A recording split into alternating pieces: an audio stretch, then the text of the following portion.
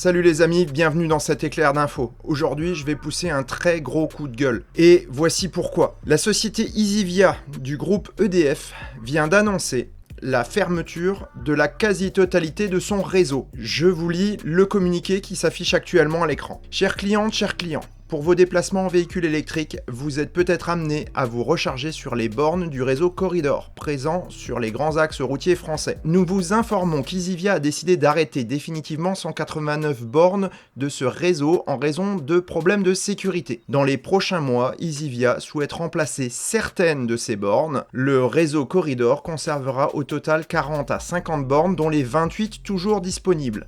La situation est avant tout pénalisante pour nos clients et utilisateurs du réseau, nous vous présentons toutes nos excuses. Votre pass Easivia vous donne toujours accès à 100 000 points de charge en France et en Europe. Pour anticiper et préparer vos trajets, nous vous donnons rendez-vous sur l'application Easivia ou sur la cartographie de notre site internet.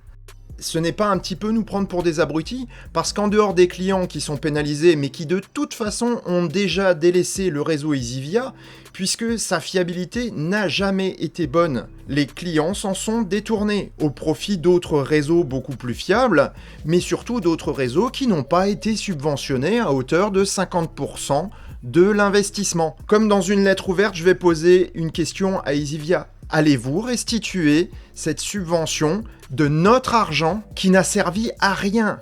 Vous avez fait preuve d'une totale incompétence et d'une totale incurie. Une telle accumulation d'erreurs est totalement incompatible avec une bonne gestion de l'argent public. Je sais que je tape très fort, mais là je suis en colère parce que ce réseau Corridor devait donner la possibilité à énormément de gens de voyager en voiture électrique.